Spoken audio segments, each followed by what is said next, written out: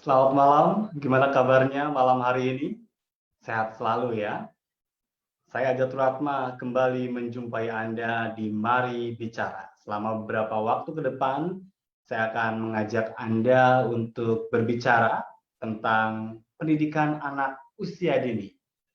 Sebelum saya memulai, apa yang ingin saya sampaikan malam hari ini, terlebih dahulu, saya selalu mengingatkan Anda semuanya untuk tetap kita bersama-sama saling bekerja sama untuk pencegahan COVID-19. Jangan sampai kita menjadi orang yang tidak disiplin.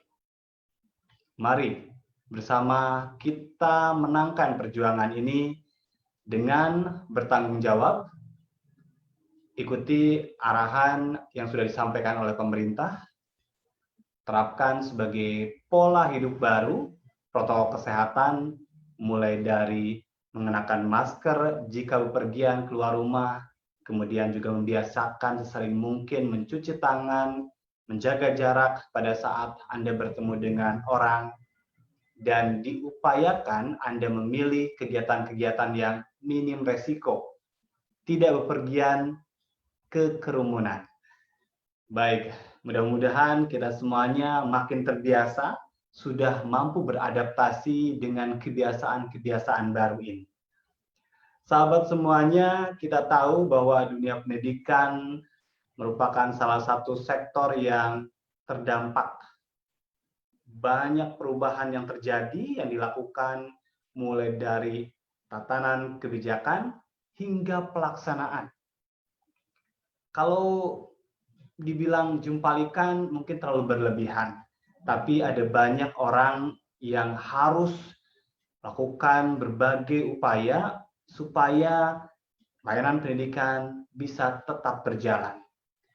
Menteri Pendidikan dan Kebudayaan kemarin sudah menyampaikan dalam keterangan persnya melalui siaran televisi, kita juga sudah bisa baca di berita-berita yang sudah dimuat tentang aturan pembukaan sekolah di masa pandemi COVID-19. Ada 94% siswa di Indonesia berada di wilayah yang tidak aman. Hanya 6% saja siswa yang berada di daerah zona hijau atau yang dinyatakan aman. Dan hanya untuk mereka yang berada di zona hijau yang diperbolehkan pada saat memasuki tahun ajaran baru dilakukan tatap muka pembelajaran di sekolah seperti biasa, itu pun dengan banyak ketentuan yang ketat. Diberlakukan untuk SMA terlebih dahulu, kemudian menyusul SMP, dan berikutnya dalam kurun waktu secara bertahap baru untuk SD dan juga taman kanak-kanak atau pendidikan anak usia dini. Jumlah siswanya pun dibatasi, ya hanya 18 orang maksimal, dan tentu saja lagi-lagi yang diharapkan ke depan adalah bagaimana para siswa, semua pihak bisa memaksimalkan pembelajaran di rumah. Sekalipun ada banyak hal yang menurut saya masih kurang untuk bisa dijelaskan oleh Kementerian Pendidikan dan Kebudayaan, kalau kemarin sih hanya sekedar time schedule, ya, mulai dari penetapan kapan persekolahan itu bisa dimulai, tapi ke depan harusnya juga disertai dengan standar apa yang ditetapkan oleh pemerintah untuk pembelajaran yang dilakukan di rumah. Pembelajaran jarak jauh dengan menggunakan berbagai platform itu sudah dilakukan, tapi perlu ada standarisasi. Kenapa? Pertama, bisa jadi acuan untuk para guru mengejar standar tersebut. Berikutnya, acuan standar itu juga bisa menjadi pegangan bagi orang tua juga untuk bisa menyesuaikan. Di luar itu, kalau ada standar, pemerintah punya tanggung jawab untuk bisa memberlakukan standar tersebut kepada setiap sekolah, dan kalau ada sekolah yang tidak siap, maka pemerintah bisa membantu untuk pemenuhan standar itu. Jadi enggak selamanya harus selalu silahkan saja pilih apapun, yang penting belajar di rumah. Ya, jadi diharapkan memang punya acuan yang jelas ya, supaya nanti juga capaian-capaian yang diharapkan itu terpenuhi dalam kurun waktu yang begitu panjang. Untuk Jakarta yang masih dalam kondisi masa transisi di bulan Juni ini, membuat kita harus berencana cukup panjang ke depan. Kalau hitung-hitungan sekolah baru akan dibuka sekian bulan setelahnya dinyatakan Jakarta aman, maka bukan tidak mungkin ya, baru 2021 anak-anak TK dan PAUD bisa kembali bertemu dengan guru-gurunya di sekolah. Sangat panjang, dan apa yang bisa dilakukan selama berada di rumah. Kita sudah melakukan selama masa PSBB kemarin, 3 bulan sudah dilakukan pembelajaran jarak jauh dengan berbagai daya dan upaya, berbagai kreasi dan inovasi. Tapi ke depan kita harus lebih mantap lagi mempersiapkan itu, dan di malam hari ini saya ingin berbicara banyak tentang yuk ayah dan ibu mari menjadi guru-guru hebat selama berada di rumah. Kemarin saya mengatakan bahwa kalau untuk anak-anak usia dini yang mungkin akan mendaftarkan ke lembaga pendidikan, ya kalau pertimbangannya tidak bermasalah dengan pembiayaan, yang nggak ada isu. Tapi kalau misalnya Anda memilih lembaga pendidikan yang cukup mahal, kenapa nggak ditunda aja? Alasannya mudah kok. Karena sebagian besar waktu untuk tahun ajaran ini dihabiskan di rumah. Yang mendingan kita memperkuat kemampuan kita sebagai orang tua, mendidik anak-anak kita, melatih anak-anak kita untuk supaya siap ke jenjang pendidikan berikutnya.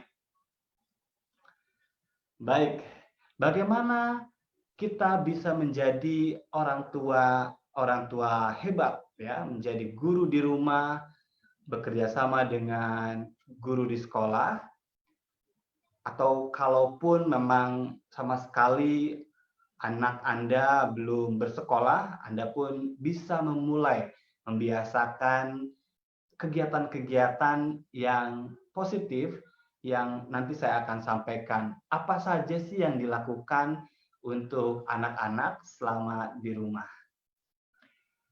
Jangan dibiarkan begitu saja. Jangan dibuat senatural mungkin, tapi harus by design. Bagaimanapun pendidikan itu harus terpola. Perilaku anak itu dibangun dengan adanya pola yang kita berikan, ya, secara berulang-ulang, mulai dari teladan itu pun juga menjadi contoh bagi mereka karena dilakukan di depan mereka secara terus-menerus. Nah, itu kan bagian dari desain. Baik, untuk malam hari ini, sekali lagi kita akan berbicara tentang menjadi guru-guru yang hebat di rumah. Karena pendidikan itu sejatinya adalah tanggung jawab kita bersama. Guru di sekolah, orang tua di rumah, dan masyarakat di lingkungan. Ki Hajar Dewantara mengatakan bahwa pendidikan kita, bahwa ada 3 pilar itu yang harus saling dikuatkan. Tidak bisa hanya berpangku tangan pada satu pilar saja, tetapi semuanya harus hidup. Dan pada saat tidak bisa dilakukan pembelajaran tatap muka di kelas atau di sekolah, maka orang tua sebagai garda di depan untuk menjadi penyampai pesan-pesan pendidikan. Sahabat semuanya, menjadi guru yang hebat di rumah butuh kemauan kita untuk belajar. Banyak ya artikel-artikel pembelajaran, dan juga bisa ada sebuah forum komunikasi secara online yang dibangun oleh para orang tua dengan guru-gurunya.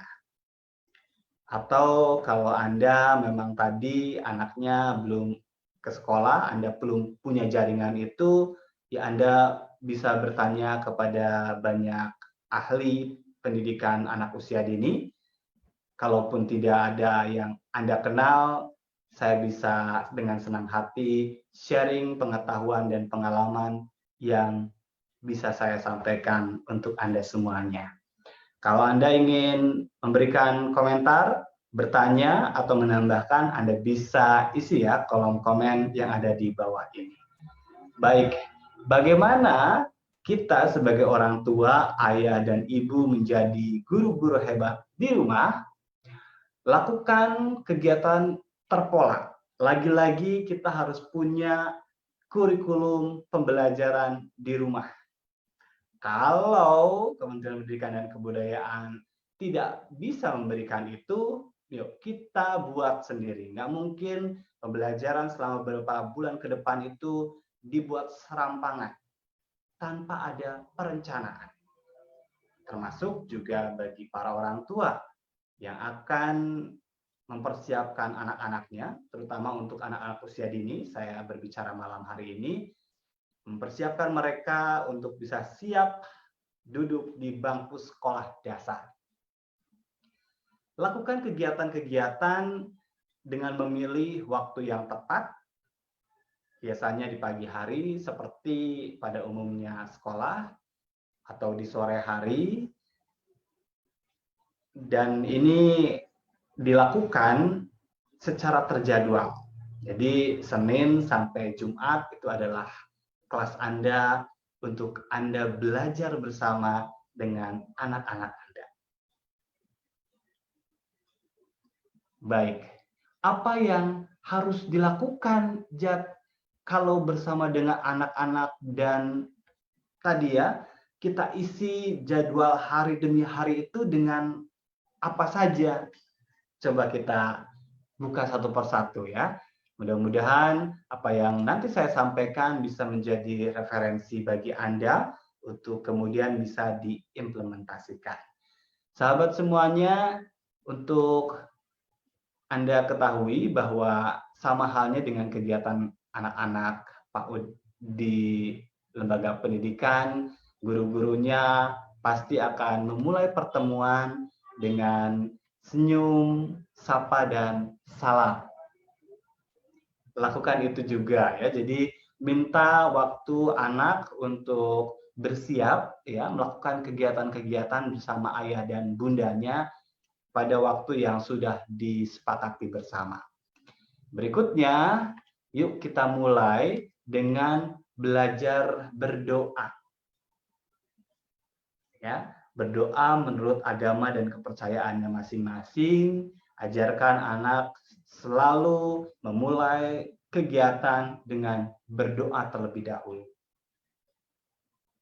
Bagi yang beragama Muslim, berdoa menurut agama Muslim, begitupun dengan agama Kristen, Buddha, Konghucu, Hindu.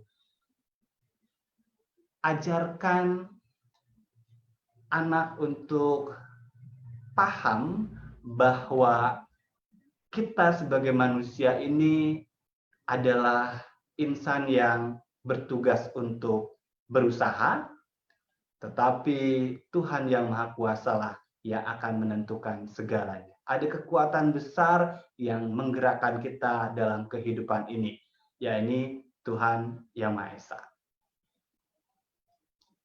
Berikutnya, setelah tadi melakukan doa bersama, kalau ini adalah kelas baru, Anda yang terlebih dahulu mengucapkan doa, kemudian diikuti oleh anak Anda, ya sesuai dengan agama dan kepercayaannya masing-masing. Berikutnya, Anda bisa variasikan hari ke hari supaya kegiatan pembelajaran di rumah itu tidak bosan. Setelah berdoa untuk Anda yang beragama Muslim, Anda bisa mengajarkan anak-anak Anda dengan mengaji, ya, belajar surat-surat pendek. Kalau saya di Sekolah Darurat Kartini, para peserta didik sudah hafal Al-Fatihah, ya. Jadi kita terus selalu setiap hari berdoa dan membacakan surat Al-Fatihah. Kalau udah beranjak ke TK, itu ada surat-surat pendek lain yang diajarkan. Yang pasti kalau anak sudah bisa, itu kita ajarkan yang baru. Biasanya kalau anak-anak itu kalau sudah bisa, tapi tidak ada sesuatu yang baru, ya cepat bosan. Dan dia itu keinginannya kuat, jadi kalau sudah tahu, dikasih tahu lagi, itu pasti akan sangat antusias, ya. Bisa jadi hari Senin adalah kita belajar mengaji. Ya, tadi belajar surat-surat pendek. Cukup itu, tak perlu banyak-banyak, ya. Jadi Anda bisa memulai dengan doa, kemudian juga mengajarkan anak untuk mengaji, berikutnya tutup juga dengan doa. Ada hal kegiatan lain supaya tadi bervariasi pada saat kegiatan itu dilakukan dalam berbagai rupa, itu membuat tadi ya kebosanan itu hilang. Jadi jangan itu-itu saja. Kita mulai juga kegiatan pembelajaran itu dengan senam anak Indonesia. Anda bisa cari lagunya dan tutorialnya di YouTube Dua Mawar Merah atau juga senam yang lain silakan. Ya, kita ajak anak-anak Anda untuk bergerak. PR-nya memang orang tua harus belajar lebih awal dibandingkan anak-anaknya. Jadi tadi ya, Anda bisa download dulu, tonton, Anda bisa di kamar dulu latihan bersama suami istri itu berdua, kemudian baru deh besoknya kasih surprise. Nah, kita senam yuk. Ayah atau ibu punya gerakan senam anak Indonesia atau senam-senam yang lainnya silakan ya.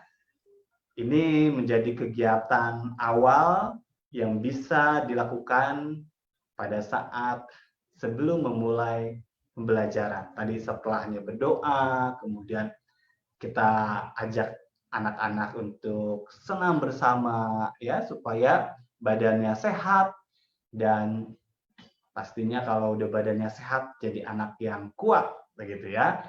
Baik. Tadi adalah pembuka ya, memang untuk memulai pembelajaran di pendidikan anak usia dini itu kita harus punya apa pembukanya, kemudian juga apa menu utamanya ya yang ingin disampaikan hari itu, dan berikutnya apa yang menjadi penutupnya. Menyanyi, menari, ya melakukan gerak bersama itu menjadi penting dan menarik untuk menjadi bagian dari pembelajaran di awal pertemuan. Jadi untuk Anda, sekali lagi apa yang saya sampaikan malam hari ini adalah beberapa pilihan kegiatan yang bisa Anda lakukan pada saat Anda menjadi guru yang hebat di rumah selama belajar di rumah di masa pandemi COVID-19 ini. Sahabat semuanya, lalu apa lagi yang bisa kita lakukan bersama anak di rumah? Ingat ya, ini adalah kegiatan-kegiatan yang lagi-lagi harus terpola. Yang misalnya tadi ya, Anda sudah punya kesepakatan dari jam 8 sampai jam 9 itu adalah Anda belajar bersama anak Anda di rumah. Ini khusus untuk anak usia dini. Berikutnya, setelahnya senam, kita juga bisa mengajak anak-anak Anda untuk gerak dan lagu. Anda cari lagu apa, lagu yang memang sesuai dengan usia anak-anak, ya. misalnya lagu Pagiku Cerahku, dan itu tidak hanya dinyanyikan, tetapi juga disertai dengan gerakan-gerakan. Ya, misalnya pagiku cerahku, matahari bersinar, ku gendong tas merahku di pundak. Nah, misalnya seperti itu, dan itu gerakan-gerakan itu penting untuk Anda lakukan untuk nanti diikuti oleh anak Anda. Ya, lagu yang lain diajarkan setelah lagu yang pertama Anda ajarkan, dia bisa. Dan ini akan terus nanti ya, akan kaya lagu dan geraknya itu sendiri disesuaikan dengan tadi perkembangan anak, memahami dan hafal lagunya. Ini memang PR juga lagi-lagi untuk para orang tua, kenapa guru PAUD itu memang harus juga terus ya ngulik lagu, ngulik gerakan, tidak hanya lagu yang sudah ada, tapi bisa saja lagunya itu dimodifikasi, disesuaikan dengan pesan-pesan yang ingin disampaikan, termasuk juga gerakan-gerakannya. Tidak harus sama setiap sekolah, yang penting tadi ya, anak-anak paham dan bisa melakukan kegiatan secara menyenangkan. Ada banyak lagu-lagu. Kalau Anda misalnya bingung, aduh gerakannya seperti apa, ya banyak tutorial yang bisa Anda cari, kemudian Anda ikuti. Nggak apa-apa ya. Creative thinking itu salah satu rumusnya adalah amati, tiru, dan modifikasi. Jadi Anda bisa mengamati, meniru, kemudian memodifikasi sesuai dengan kreativitas Anda menjadi sesuatu yang lebih menarik lagi. Baik ya, Anda nanti dalam perkembangannya setelah satu lagu tadi, Pagiku Cerahku, kemudian nanti ada lagu yang lain, sampai ke lagu-lagu daerah. Ya, kalau di gambar ini saya sedang menari lagu daerah dari Jawa Barat. Ya, ini orai-oraian.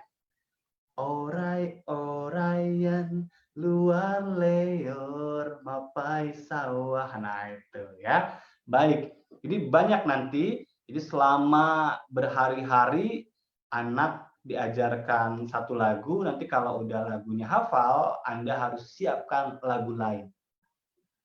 Ya, banyak lagu-lagu pembuka yang juga bisa Anda mulai dari sekarang. Coba cari-cari, misalnya kalau pagi-pagi yang banyak dinyanyikan di sekolah-sekolah itu, misalnya lagu Good Morning, nanti anaknya bilang Good Morning, how are you, how are you, nanti saling bersahutan, ya. Dan kalau saya juga punya lagu di kepak-kepak, ini digantungkan sama kreativitas Anda. Saya mengajak Anda, para orang tua juga untuk kembali ke kenangan lama pada saat Anda pernah jadi peserta didik di taman kanak-kanak. Lagu apa ya waktu itu guru Anda ajarkan, bisa juga sekarang diajarkan kepada anak-anak ya. Jadi tidak itu-itu aja nanti pada saat anak sudah hafal, Anda harus cari ya lagu-lagu yang lain. Termasuk juga banyak ya lagu-lagu yang ngehits juga di dunia maya, misalnya seperti apa Baby Shark gitu ya, divariasikan supaya tidak bosan. Baik, setelah Anda menari, menyanyi ya, jadi tidak hanya gerakannya saja yang dilakukan, tapi juga mulutnya harus bicara ya, menyanyi. Itu melatih kemampuan bicara anak. Ya. Jadi Anda ajarkan dulu lagunya, kemudian Anda ajarkan gerakannya. Setelah tidak menggunakan musik, nanti Anda bisa variasikan dengan menggunakan musik. Ya, karena ada banyak lagu-lagu yang memang sudah ada gitu. Anda bisa download di YouTube. Nah, jadi bervariasi. Mulai dari anak menyanyi sendiri, kemudian menyanyi dengan gerakan, kemudian menyanyi dengan gerakan, dan diiringi musik. Nah ini ya, kombinasinya kan bisa sangat beragam dan bertahap. Membuat, lagi-lagi kalau ada tahapan yang variasi, anak itu menjadi tidak bosan. Ada sesuatu yang baru. Wah, ibu ngasih sesuatu yang baru lagi nih, gitu ya. Dan ini bisa tadi melatih mulai dari motoriknya tentu saja ya, dan kemampuan bicaranya, kemudian juga bagaimana daya rangsang dari musik itu juga bisa mempengaruhi untuk perkembangan kejiwaan anak-anak Anda. Baik, apalagi Jak kegiatan yang bisa dilakukan adalah upacara bendera. Saya di Sekolah Darurat Kartini, anak-anak dibiasakan untuk juga bisa baca Pancasila, nyanyi lagu Indonesia Raya, kemudian juga gerakan hormat, ya, dan sikap sempurna. Lagu-lagu lain nanti bisa diajarkan ya. Jadi tidak hanya pelaksanaan, maksud saya ini upacara bendera di sini bukan sama seperti kita menggelar upacara di lapangan. Lebih dari sekedar itu, pesannya adalah menanamkan nilai-nilai nasionalisme kepada anak-anak Anda. Lagu-lagu nasional itu banyak kok yang menyenangkan anak-anak ya. Jadi ajarkan anak-anak mereka lagu dari Sabang sampai Merauke, bendera merah putih, lagu Garuda Pancasila, ya. Karena nanti kalau sudah di sekolah dasar lagu-lagu itu akan diajarkan. Nah, kalau udah bisa kan akan jauh lebih baik ya. Dan tadi menanamkan kecintaan mereka terhadap Indonesia. Kami di Sekolah Darurat Kartini itu salah satu main yang memang kami tanamkan. Kecintaan anak-anak terhadap Indonesia itu harus ditumbuhkan sejak usia dini. Mereka harus mengenal bendera Indonesia adalah merah putih. Lagu kebangsaan adalah Indonesia Raya. Ya, Garuda Pancasila sebagai lambang negara itu diajarkan secara bertahap tentu saja ya kepada anak-anak. Mungkin di awal Anda bisa mengajarkan tentang bendera merah putih dengan lagunya. Bendera merah putih, bendera tanah airku. Ya, Anda bisa belajar lagu itu sebelum Anda mengajarkan kepada anaknya, dan kontekstual ya, artinya Anda juga harus pegang tuh ya, yang namanya bendera merah putih, anak juga harus pegang, ukurannya yang kecil kalau untuk anak-anak, dan di dalam ruangan juga harus ada tuh bendera merah putihnya. Itu yang disebut dengan kontekstual. Jadi nggak ngawang-ngawang, anak langsung diajarkan pada hal yang ada dalam pengalaman dirinya.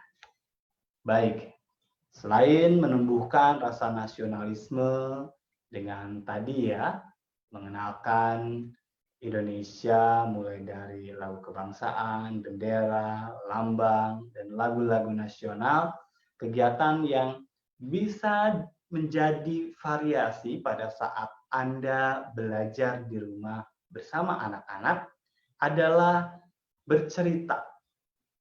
Biarkan anak itu bercerita. Jadi ada satu sesi di mana anak menceritakan tentang pengalamannya pagi hari.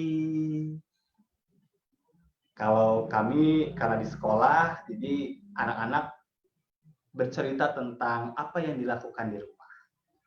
Tetapi kalau di rumah nih, Anda bisa cerita tentang pengalaman dia, misalnya yang kemarin, apa sih, Nak, yang seru kemarin, boleh diceritain lagi nggak ke ibu, gitu kan? Kalau misalnya sama ibunya, yang ngajar ibunya, maksud saya, boleh minta sama anaknya, ada cerita apa waktu kamu sama ayah? Nah, kalau ayahnya yang ngajar, punya cerita apa waktu kamu sama ibu, gitu kan? Waktu kamu sama eyang.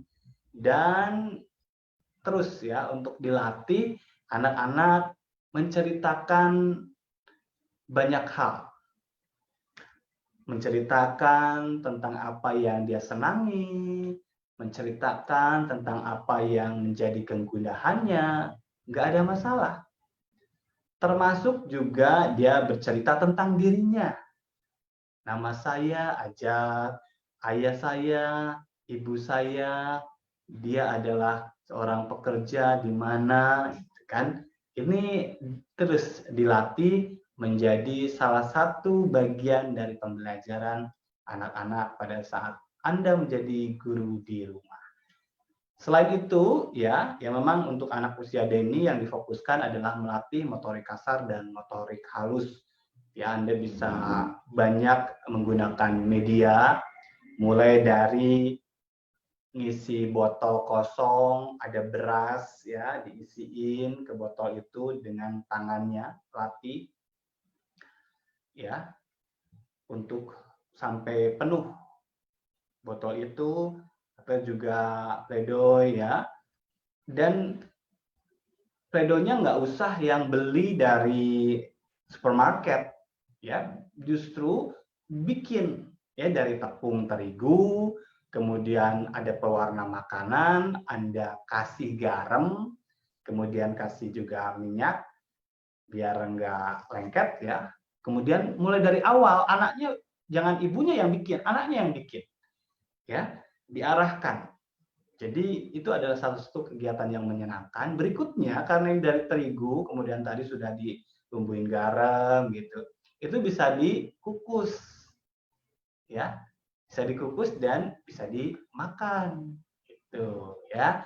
Jadi tadi kalau udah bikin pledo kan bikin apa, bentuk-bentuk tertentu, mau bikin kue atau bikin binatang gitu, dan nanti itu bisa disajikan sebagai makanan. Kalau nggak dikukus ya dipanggang baik ya, dimasukkan ke oven, dan ini akan menjadi pengalaman kontekstual bagi anak-anak. Tidak hanya sekedar kita merangsang, melatih motorik kasar dan motorik halus mereka. Jadi kalau yang beli di toko-toko itu kan nggak bisa dimakan, dan bahkan kalau jarang dipakai itu bisa rusak. Nah, mendingan Anda bikin sendiri, kreatif ya, dan itu kan mudah. Tepung terigu kan mudah, Anda ambil aja dari dapur yang memang Anda punya, kemudian siapkan baskom kecil, dan biarkan anak mulai dari awal, mulai dari menuangkan air, menuangkan garam, kemudian dia mengaduk-aduk dengan tangannya, kemudian dikasih pewarna ya. Anda bisa nanti pisahkan nanti pada saat sebelum anak memberikan warna, misalnya diambil setengahnya supaya warnanya bisa tidak hanya satu, ya bisa merah sama hijau. Dan di situ diajarkan kan, ini adalah merah, ini adalah hijau, ini adalah kuning. Nah, jadi kompleks nanti pembelajarannya, dan itu sangat baik untuk Anda lakukan. Ya, jadi tadi tidak hanya ngisi beras, ngisi botol dengan beras, ya. Karena kalau pasir itu kurang aman ya, jadi mendingan beras aja. Beras itu kan aman untuk anak-anak. Kalaupun misalnya nanti masuk ke mulut itu tidak berbahaya. Tapi kalau pasir itu benar-benar harus dalam pengawasan yang ketat dari orang tuanya. Takutnya nanti ditelan, itu kan bukan makanan. Kemudian Anda nanti variasikan kegiatan-kegiatan itu tidak habis dalam satu hari ya. Tidak habis dalam satu hari. Jadi hari ini apa, besoknya lagi apa. Ini kan kurikulumnya tadi saya sudah sampaikan banyak banget ya. Dan ini belum selesai. Jadi banyak variasi-variasi pembelajaran yang bisa Anda lakukan selama berada di rumah. Jadi Anda juga bisa membeli puzzle. Nanti anak Anda main bersama dengan Anda ya untuk menyusun puzzle atau Lego ya. Jadi banyak tuh variasi-variasinya. Dan ini bisa terus diulang. Jadi kalau udah bosen main Lego hari ini, besoknya main Pledoi. Udah bosen misalnya main Play-Doh, atau bahkan mungkin bisa penasaran nih, hari ini bikin apa Play-Doh-nya, bikin binatang, besok bikin bunga, atau bikin bentuk-bentuk yang lainnya. Nah, itu kan bisa jadi variasi. Ada banyak ya mainan-mainan tradisional yang juga bisa menjadi teman belajar. Itu digunakan ya.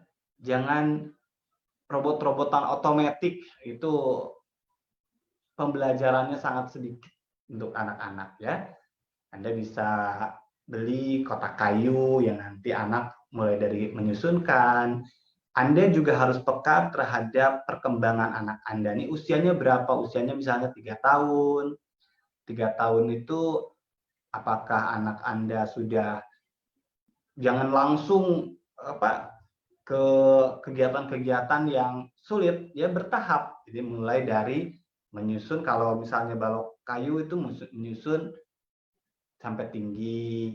Nanti kalau udah pinter baru menyusun bentuk, misalnya bikin piramida atau bikin gapura, atau nanti bisa dibuat bentuk seperti rumah, seperti mobil. Itu disesuaikan nanti dengan perkembangan anak Anda. Yang penting secara bertahap, dan kalau bertahap itu ya tadi anak akan nanti memiliki pengalaman yang terus maju ya selama belajar bersama Anda. Ini foto-foto yang saya tampilkan adalah kegiatan-kegiatan sehari-hari selama di Sekolah Darurat Kartini sebelum pandemi. Ya, karena pada saat pandemi atau PSBB persekolahan tidak dilakukan, kami menyelenggarakan kegiatan persekolahan dengan bekerja sama dengan orang tua. Jadi komunikasi kami dengan orang tua kami minta untuk bekerja sama melakukan beberapa hal yang tadi. Coba anaknya hari ini ajak untuk main Play-Doh. Anaknya hari ini ajak untuk bernyanyi. Anaknya hari ini ajak untuk mengaji. Itu yang kami lakukan, dan ada respon positif yang juga dilakukan oleh para orang tua. Di luar itu tetap seperti kebiasaan hari-hari, kami juga memberikan bantuan untuk mereka kebutuhan pokok ya selama PSBB ini secara berkala. Jadi mereka bertemu dengan kami kadang seminggu sekali, 10 hari sekali untuk mengambil sembako. Tapi tidak ada pembelajaran tatap muka ya. Yang kita lakukan memang dalam menjaga protokol kesehatan sesuai dengan anjuran pemerintah, jadi dilakukan secara daring. Jadi apa yang saya sampaikan, foto-foto ini adalah foto-foto dokumentasi kegiatan saya pada saat di kelas PAUD bersama anak-anak sebelum PSBB ya. Jadi kadang memang kita belajar di luar, kadang kita belajar di dalam, dan memang murid kami banyak ya. Kami adalah sekolah gratis untuk anak-anak prasejahtera. Ini adalah anak-anak yang memang ada di sekeliling wilayah Kelapa Gading. Kalau yang ini, kami juga ada PAUD di Lodan Ancol, itu juga yang memang tinggal di daerah-daerah di wilayah Lodan. Sama halnya dengan yang di Kelapa Gading juga sama, ya. Kita tahu bahwa banyak sekolah PAUD di Kelapa Gading ini, tapi berbayar, dan kami membuka layanan pendidikan gratis ini untuk mereka yang orang tuanya pagi harinya sibuk bekerja, ya, ada yang bekerja sebagai buruh cuci, kemudian juga ada yang bekerja sebagai pembersih lingkungan, banyak ya, bervariasi, dan ini dilakukan di sore hari setelah mereka selesai melakukan kegiatan bekerjanya. Para orang tua bisa mengantarkan anaknya ke sekolah dan bisa belajar bersama di Sekolah Darurat Kartini. Baik, selain tadi ya, Anda melakukan berbagai kegiatan senam, kemudian gerak dan lagu. Lakukan kegiatan tidak hanya di dalam ruangan, tetapi juga di luar rumah, di halaman, ya. Anda bisa bermain bersama anak lebih leluasa lagi, lebih aktif kalau biasanya kalau di luar itu, ya. Jadi kegiatannya bisa ada lari-lari kecil gitu ya, yang membuat tadi ya anak lebih aktif dibandingkan kegiatan di dalam ruangan. Anda bisa main kegiatan-kegiatan yang bisa dilakukan berdua ya. Kalau di rumah kan nggak bisa rame-rame kayak gini, nggak bisa bikin kereta-keretaan gitu ya. Anda bisa main nangkep bola kalau untuk anak yang masih usia 3 tahun ya. Tapi kalau udah yang agak besar, misalnya 4 tahun, Anda bisa bolanya disepak. Ya. Bolanya itu bisa yang baik sebetulnya bolanya agak kasar, tapi Anda cari yang memang ringan. Ya. Jangan yang empuk gitu. Nanti biar tadi ya untuk juga kita melatih motorik kasar dan motorik halus anak-anak. Jadi anak diajarkan tuh untuk nendang pakai kaki kanan, pakai kaki kiri, nangkep bola, lempar bola gitu ya. Itu bisa dilakukan lebih menyenangkan di luar ruangan ya, di halaman, di tengah taman-taman yang rindang kan Anda bisa juga mengajarkan mereka untuk cinta terhadap lingkungan.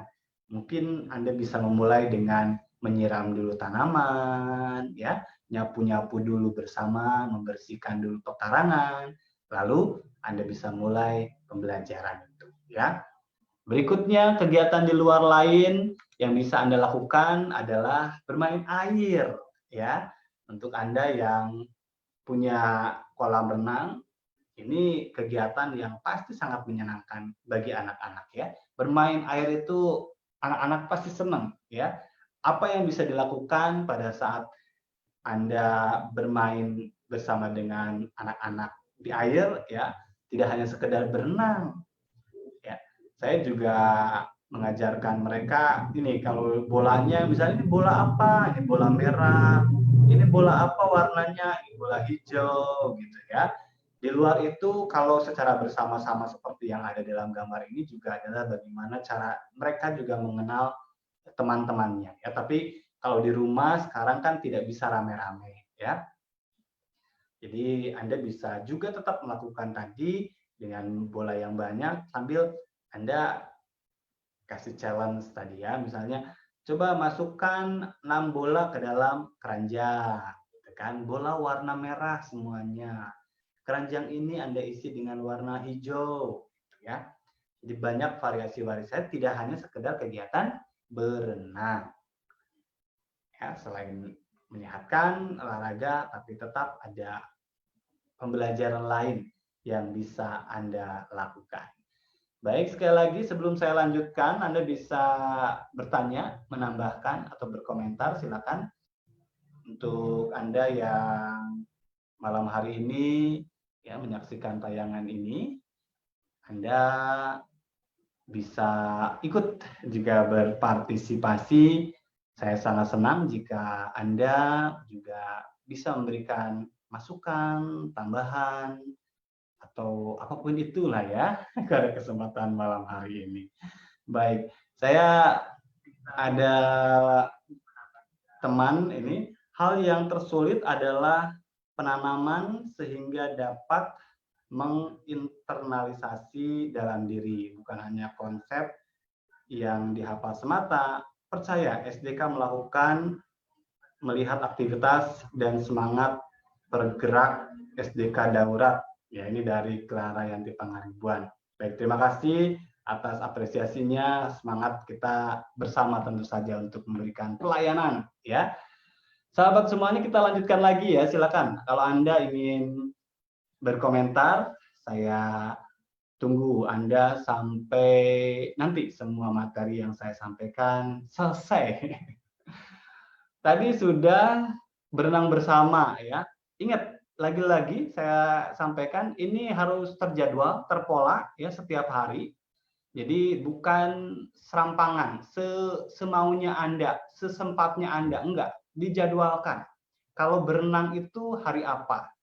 Kalau tadi apa?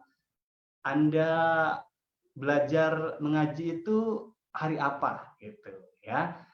Ini Anda jadi punya jadwal tuh ya.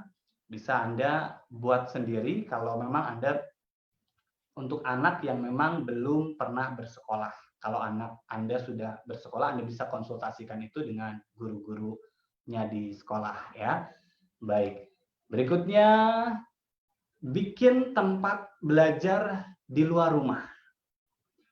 Misalnya bikin tenda ya, kayak camping gitu.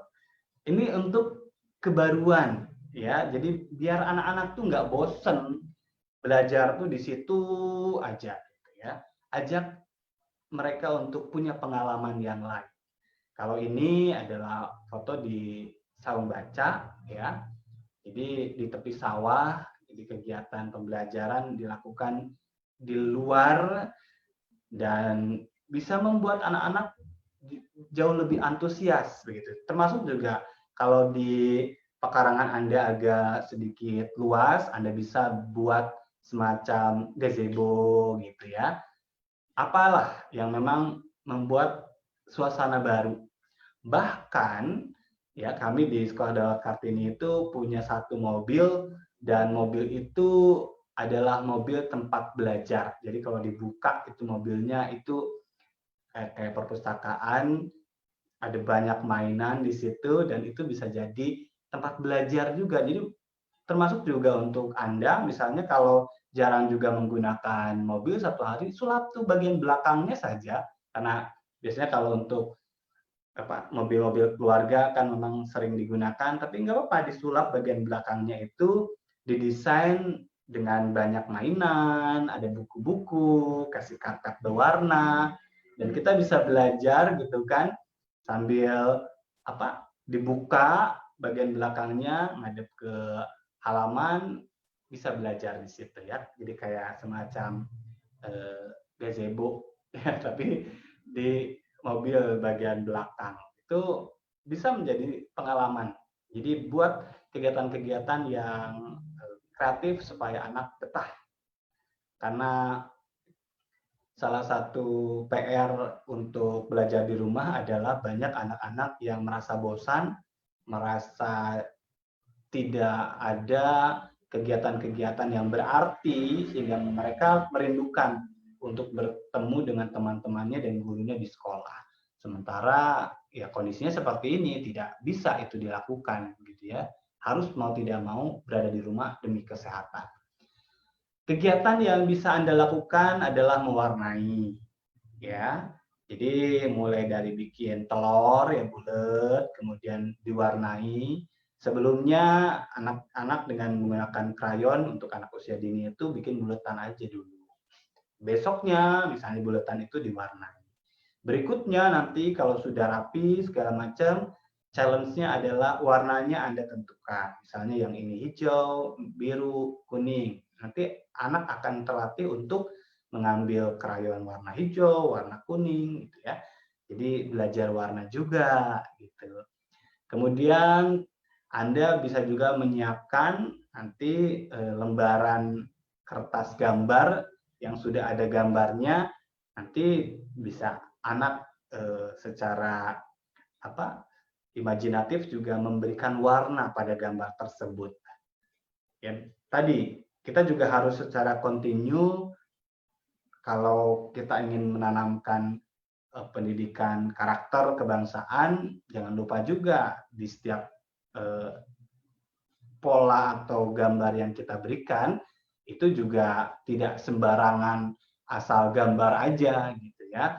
Misalnya ada kalau yang lazim itu kan rumah gitu ya, bangunan lah, ada pintunya, ada jendelanya, ada atapnya, ada pohonnya, ada juga tiang bendera merah putih. Nanti ajarkan kepada anak kalau pohon itu warna apa? Warna hijau, itu seperti daun-daun yang ada di depan rumah, nanti dia akan warna itu. Kemudian genteng itu warna apa? Nah, gitu ya. Nanti dia akan mewarnai dengan warna yang disesuaikan. Jadi ini kegiatan-kegiatan yang bisa Anda lakukan. Anda bisa jadi guru yang hebat. Harus jadi guru yang hebat ya. Berikutnya juga Anda bisa melakukan kegiatan membaca gambar. Ya, untuk anak-anak usia dini itu Anda kalau belum punya koleksi buku bergambar, ya Anda bisa cari online lah, banyak sekarang ya. Jadi Anda bisa beli yang banyak gambarnya, cerita-cerita itu nanti kita baca bareng. Ini lagi ngapain nih si rusa ini gitu kan. Kemudian ya anak lah biar bercerita ya membaca gambar. Karena kalau anak usia dini kan belum bisa baca tulisan, tapi baca gambar. Jadi, oh anaknya lagi apa? Hewannya lagi mandi gitu ya.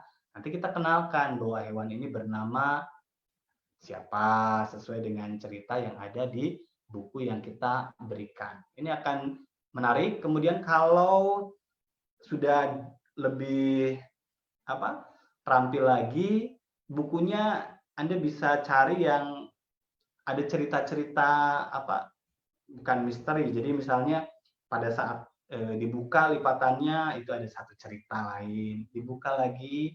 Kalau anaknya sudah bisa baca, nanti Anda cari juga bukunya yang memang bisa ada tulisannya. Nanti Anda belajar untuk membaca. Baik. Selanjutnya ya, selain membaca gambar, mendongeng.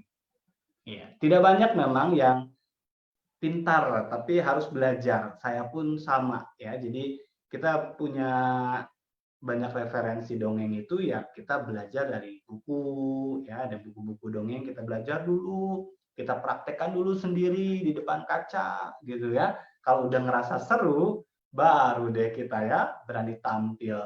Tapi untuk Anda yang memang sudah terbiasa mendongengkan anak pada saat anak sebelum tidur, nah lagi-lagi ini adalah kegiatan pembelajaran pada saat di kelas yang Anda ciptakan. Jadi dongengnya itu Anda sampaikan memang misalnya hari Kamis itu Anda mendongeng. Gitu. Ya, ini bukan dongeng sebelum tidur. Tapi kalau udah terbiasa mendongengkan anak sebelum tidur, pasti anak punya banyak cerita, Anda pun juga punya banyak cerita, ya. Jadi itu jauh lebih mudah lagi untuk bisa disampaikan. Ya, banyaklah cerita-cerita bijak ya tentang kejujuran yang bisa Anda dongengkan. Saya pun juga selalu berusaha untuk banyak referensi, tapi tentu saja harus secara kontekstual ya. Jadi mungkin saja cerita-cerita yang kita baca di buku itu tidak terlalu kontekstual, kita modifikasi sehingga bisa kena di peserta didik kita atau di anak-anak kita. Jadi nggak terlalu jauh juga ceritanya, sehingga itu juga bisa menjadi ajang untuk kita menanamkan pesan-pesan kepada anak-anak selain melatih mereka untuk juga pandai bercerita. Saya selalu ditemani sama boneka Tomo. Ini malam ini saya nggak bawa ya bonekanya. Jadi kenapa? Supaya ada teman cicet ya, dan juga bisa lebih menarik. Anak-anak ini suka banget ya sama boneka. Jadi kalau kita nanamin pesan ke mereka dengan sesuatu yang menarik, mereka pasti inget terus dan kangen biasanya gitu ya.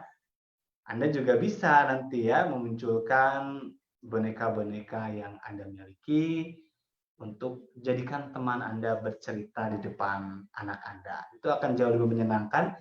Termasuk juga kalau memang anaknya sudah banyak punya cerita dongeng, anaknya yang bisa mendongeng di depan kelas. Ya, jadi gantian. Dan kita harus menjadi pendengar yang baik.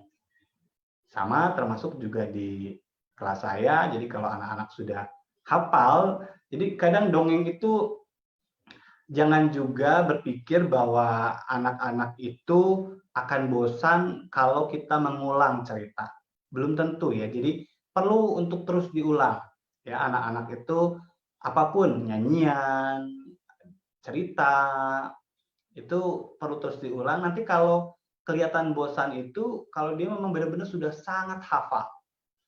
Ya, kalau sudah sangat hafal, mereka biasanya pengen yang lain, antusiasmenya menjadi berkurang. Nah, dari situ baru kita ngasih yang baru.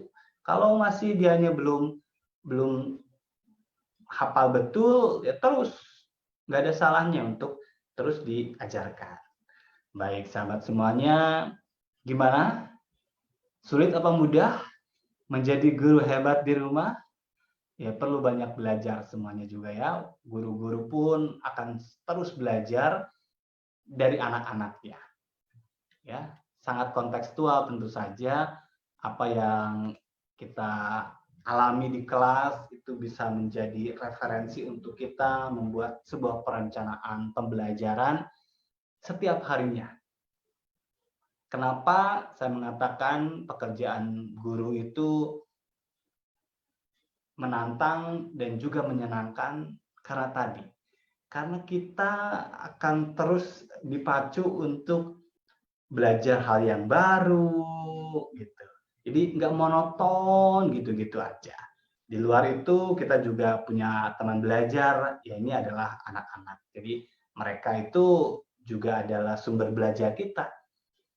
Apalagi anak-anak usia dini, kita harus sangat paham masing-masing anak ini kalau di kelas itu kan beragam hasil didikan rumah tangga, tapi kalau Anda di rumah, Anda juga harus pahami ya karakter anak Anda itu seperti apa begitu.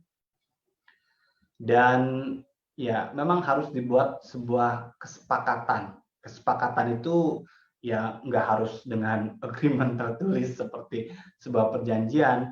Artinya kalau anak Anda ya masih sekarang belum sekolah, Anda biasakan ajak anak Anda dalam jam-jam tertentu, misalnya jam 8 itu Anda harus tadi ya, mulai dari yuk kita berdoa yuk, gitu ya. Yuk kita menyanyi yuk kita belajar ngaji yuk kita belajar lagu-lagu gitu kan itu ya. Dan itu dilakukan setiap hari.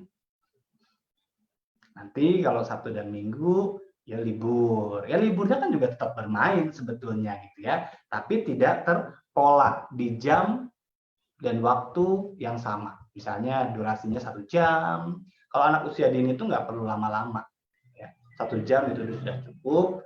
Kalau anaknya udah cukup dewasa, misalnya mau benar-benar persiapan SD, mungkin bisa 2 jam. Tadi karena harus ada pembukaan, kemudian juga kalau persiapan SD kan sudah menulis, gitu kan, mengajarkan anak untuk apa akrab dengan pensil.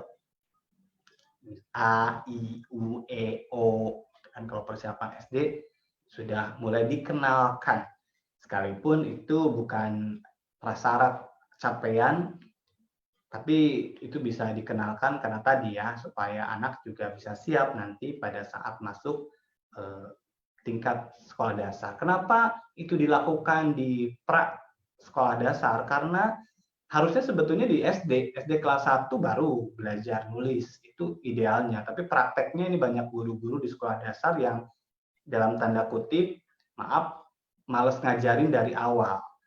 Apalagi sekarang ini pelajaran SD itu kelas 1 udah sangat kompleks kalau saya katakan ya. Walaupun kalau pencipta kurikulum itu nggak kayak gitu bikinnya, tapi prakteknya itu lain gitu. Itu yang membuat anak-anak memang harus dipersiapkan. Jadi sudah mulai itu untuk A, I, U, E, O, ya mengenal huruf, mengenal angka.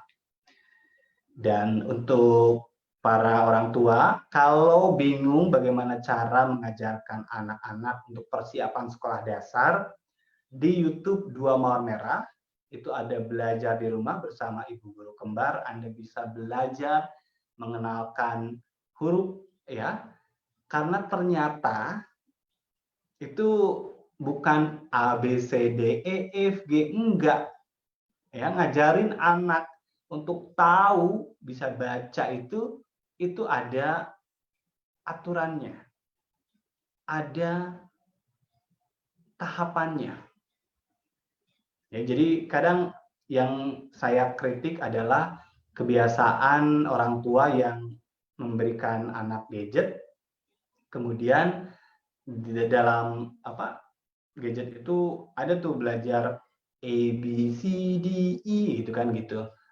Itu nggak bikin anak cepat bisa baca. Ya, jadi Anda bolehlah untuk berselancar ke YouTube-nya Dua Mawar Merah. Di situ ada playlist belajar di rumah kelas persiapan SD. Ya, ini tuh juga untuk membantu para orang tua supaya siap juga menjadi guru-guru hebat selama berada di rumah. Baik sahabat semuanya, ini adalah beberapa hal yang bisa saya sharing malam hari ini. Mudah-mudahan bisa bermanfaat tentu saja untuk Anda. Catatannya adalah apa yang saya sampaikan malam hari ini adalah untuk lebih memperkuat peran kita sebagai orang tua, karena bagaimanapun sekarang ini ya anak-anak banyak belajar bersama Anda di rumah, gitu ya. Anda juga harus punya rencana bagaimana caranya Anda punya banyak waktu juga bersama dengan anak-anak. Jangan juga seperti yang pernah saya sampaikan ya, anak-anak dibiarkan sendirian berada di rumah sementara orang tuanya harus keluar. Ya, dua-duanya. Waduh, ini bakal bahaya gitu ya. Kalau tidak ada yang menambahkan, saya cukupkan sekian pertemuan kita malam hari ini. Kita akan berjumpa lagi besok di waktu yang sama ya, pukul 20.30. Oh, kalau besok hari Kamis, saya akan hadir pukul 21. Maaf ya, besok Kamis, malam Jumat itu ada obrolan ID Edu. Kita akan mengangkat isu-isu pendidikan bersama dengan para peneliti utama ID Edu. Rekan-rekan saya ada berempat. Ya, temanya apa? Tunggu saja besok ya. Selamat malam semuanya, selamat beristirahat. Terima kasih sudah bersama-sama malam hari ini. Salam saya untuk orang-orang tercinta, sehat selalu dan sampai jumpa.